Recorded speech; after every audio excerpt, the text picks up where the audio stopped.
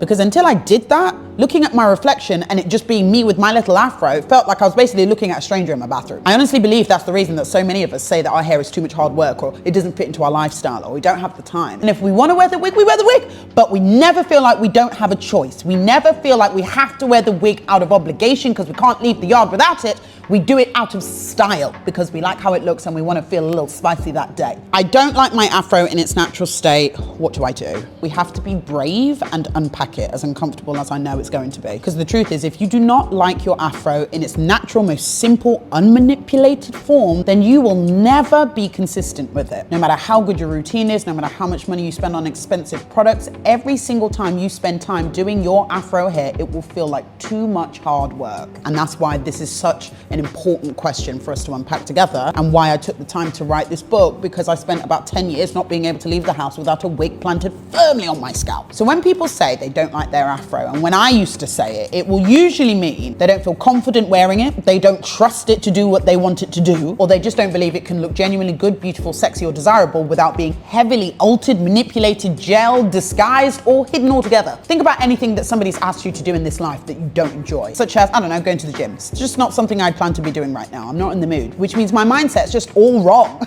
If I was to enter a gym today, I would be in there for 5 minutes, maybe lift one weight and leave immediately, and I would be frustrated about the one weight I lifted. You know why? Because I don't want to be there. So before we worry about how to style it and what products to buy and what twist out to do, we have to address whether we like it or not in the first place. You won't have the patience with it. I never did, because I didn't see the value of it. And every single setback or mistake or tribulation that you experience on your natural hair care journey will be proof in your mind that, see, this hair is hard, this hair is tough, this hair is difficult, I have no time, too much hard work. I said all the things, so I know it very well. I honestly believe that's the reason that so many of us say that our hair is too much hard work, or it doesn't fit into our lifestyle, or we don't have the time. It's not that that's necessarily true, it's simply that we don't have time for things that we don't like doing. I'm gonna read a little excerpt from my new book, How to Love Your Afro. It is chapter 2, Learning to Love Your Natural Hair. And this is one of the most powerful parts of the book for a lot of people that I've spoken to, because it speaks to things that they've never said out loud. I cast my mind back to my very first lace wig purchase. I basically waited at my door every single day for the courier to deliver it directly into my hands. I had 20 YouTube videos bookmarked ready to go. I cleared 2 whole days in my diary to make sure my education was undisturbed. Several nights I stayed awake way past midnight, staring at my iPhone or my laptop, spending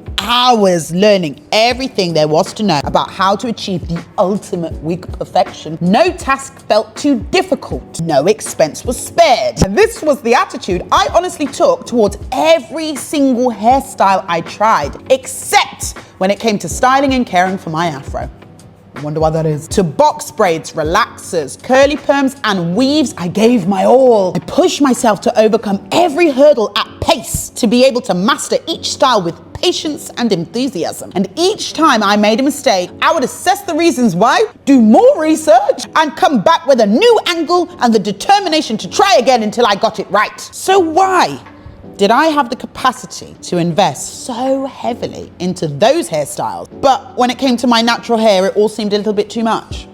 It was then that I realized it was because with those styles, if I managed to grasp the techniques successfully, I was confident that I would absolutely love how I would look at the end of all my hard work. If I didn't like the style I was trying to create, or was unsure of how pretty I would look wearing it, I wouldn't have spent 10 minutes on it. Never mind what probably ended up being about 10,000 hours. But when it came to my natural hair, I simply didn't like it enough to make the effort. I had absolutely no confidence that I'd look beautiful wearing it, no matter how I styled it. So the thought of exerting even a fraction of the energy that I spent perfecting all those other hairstyles to care for my natural hair seemed almost comical to me.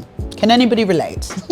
Unless you genuinely like what you're learning about, any time spent trying to get your head around it will feel like a burden that you will find any excuse in the world to avoid. Here are some of my biggest, most powerful tips on how to overcome any negative feelings that you might have about wearing your afro like this. They honestly changed my life when I did them, and are largely the only reason that I love my afro as much as I do today. First, we need to find the source of our negative narrative. Think about the negative feelings you have about your afro, or the words that you use that are not so nice to describe it. And then think about where those words and sentiments first originated and who it was that you first heard them from. These are what I call in my book the ghosts of your critical past. The most important step is understanding where you got that negativity from, because none of us are born hating our afros or thinking our hair is naturally difficult. Somebody told you that, and you need to find out who it is so you can take that out of your brain and separate their views from your own. That person will have had their own negative experiences attached to their natural hair, which could have been based on racism, it could have been based on trauma, especially if it's someone from the older generation. You have to find a way to disconnect from those views that they have then passed down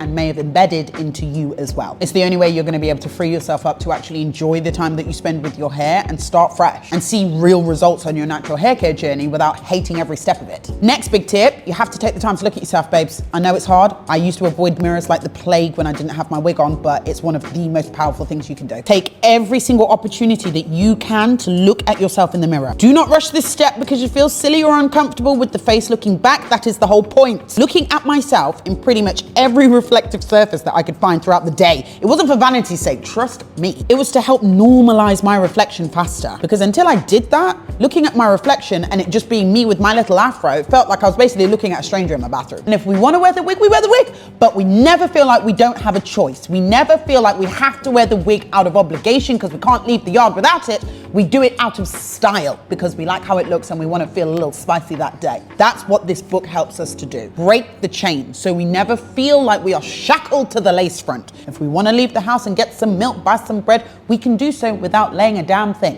And go like this. We're just buying milk. No one cares. They really don't. Which actually is a part of the book. No one cares as much as we do. But we don't have time to go through that right now. If you want to read that part, you're going to have to buy the book yourself.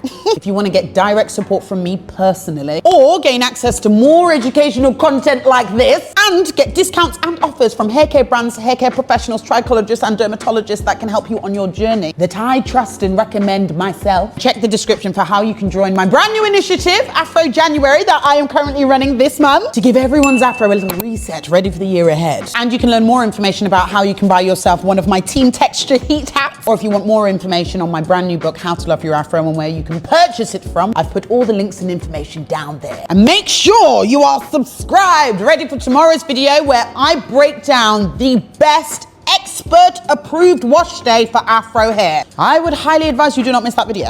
It could change your life. No, it will change your life. Love and blessings. Thank you for watching. Bye-bye.